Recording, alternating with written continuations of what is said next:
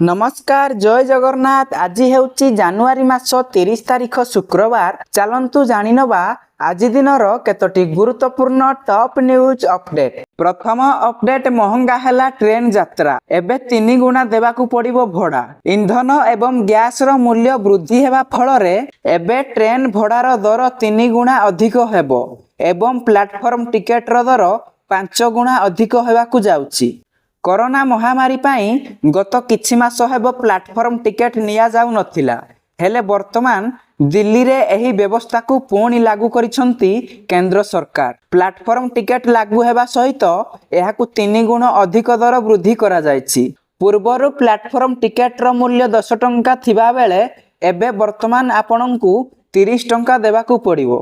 एहा व्यतीत मुंबई रे प्लेटफॉर्म टिकेट को 5 गुण अधिक करा जायछि। परवर्ती खबर गाड़ी चालक मानक पाई खुशी खबर। पीयूसी सर्टिफिकेट नथिले मध्य मिलिबो पेट्रोल। प्रदूषण प्रमाण पत्र को नै ओडिशा हाई कोर्ट एक गुरुत्वपूर्ण निर्देश दैछंती। कोर्ट को स्पष्ट कहिबा अनुसार गाड़ीर प्रदूषण सर्टिफिकेट नथिले मध्य पेट्रोल पंप गुड़िकरे ग्राहक को मना करि परिबे नाही। हाईकोर्ट कहिछि जे जदि कौनसी गाड़ीर पुराना चालान किंबा जरिमाना बाकी रहिछि तथापि सेमानकु प्रदूषण सर्टिफिकेट मिलिबो। केवल जरिमाना आदाय करिबा उद्देश्य रे सरकार कहार प्रदूषण प्रमाण पत्र को अटकाई पारिबे नाही किंबा जरिमाना भरिबा को मध्य बाध्य करि पारिबे नाही। एही मामलार शुनानी करी हाईकोर्ट वाहन पोर्टाल रे तुरंत संशोधन करिबा को राज्य सरकार को निर्देश दैछंती। परवर्ती खबर आसंता 3 रे महाप्रभु को दर्शन करिवे राष्ट्रपति। श्वेतगंगा पुष्करिणी रे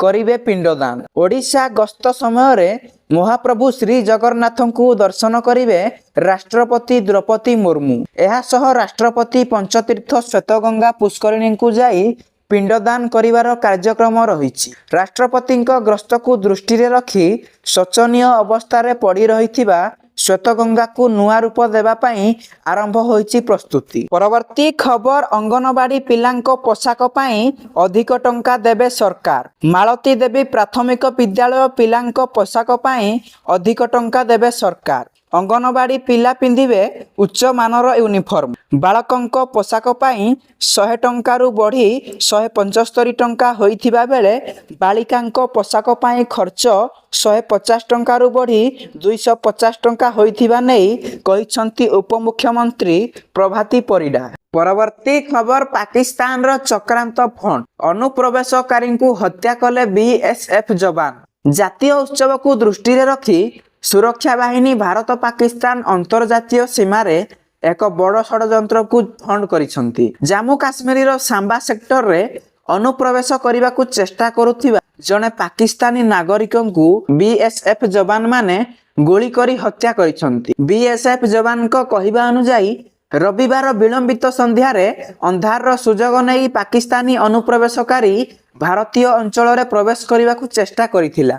सीमा सैनिक माने संदेहजनक कार्यकलाप को देखी तांकु अटकाइबा को चेतावनी मध्य देइथिले, किंतु से आगो को बढ़ी चलीथिले। परवर्ती समय रे सैनिक माने कार्यानुष्ठान ग्रहण करी तांकु गोली करी हत्या करिथिले। परवर्ती खबर अमेरिका रे एक भयंकर विमान दुर्घटना घटिछि। मेनर बांगर अंतर्जातीय विमानबंदर रे एक घरोई विमान दुर्घटनाग्रस्त होईछि। प्रबल तुषारपात एवं खराब पाग जोगु एही दुर्घटनाटी घटिछि। एहा सहित तुषारपात अमेरिका रे विमान परिवहन सेवा उपरे मध्य बड़ प्रभाव पकाउछि। गणमाध्यम रिपोर्ट अनुसार उड़ान भरिबा समय रे एक घरोई जेट दुर्घटनाग्रस्त होईछि। रविवार स्थानीय समय संध्या 7:45 समय रे एही दुर्घटनाटी घटिथिला। सूचना अनुसार दुर्घटनाग्रस्त विमानटी एक बोम्बार्डियर चैलेंज रो 600 संस्करण थिला। विमान रे क्रू सदस्यक समेत 8 जन यात्री मध्य थिले। दुर्घटना पर सेमानंकु हॉस्पिटल रे भर्ती करा जायछि, किंतु सेमानंक अवस्था विषय रे ए पर्यंत कौनसी सूचना मिली नाही। परवर्ती खबर भारत एवं यूरोप मध्य रे आजि हेबो बड़ डील। सफल हेबो 18 वर्षर प्रयास। ଆମେରିକାର ଟାରିଫ ଭୟ ଭିତରେ ଭାରତ ସହ ୟୁରୋପୀୟ ସଂଘ କରିବାକୁ ଯାଉଛି ବଡ଼ ବାଣିଜ୍ୟିକ ଚୁକ୍ତି କରିବ ଭାରତ। 18 ବର୍ଷର ପ୍ରୟାସ ଫଳ ଦେବାକୁ ଯାଉଛି। ଭାରତ ଏବଂ ୟୁରୋପୀୟ ସଂଘ ଶେଷରେ ଏକ ମୁକ୍ତ ବାଣିଜ୍ୟ ଚୁକ୍ତିନାମା ଶେଷ ପର୍ଯ୍ୟାୟରେ ପହଞ୍ଚିଛି। ଏହାକୁ ମଦର ଅଫ୍ ଅଲ୍ ଡିଲ୍ ବୋଲି କୁହାଯାଉଛି। 2007 ମସିହାରୁ 18 ବର୍ଷ ଧରି ଚାଲିଥିବା ଏହି ବାଣିଜ୍ୟ ଚୁକ୍ତିନାମା ପାଇଁ ଆଲୋଚନା ଶେଷରେ ସଫଳ ହୋଇଛି।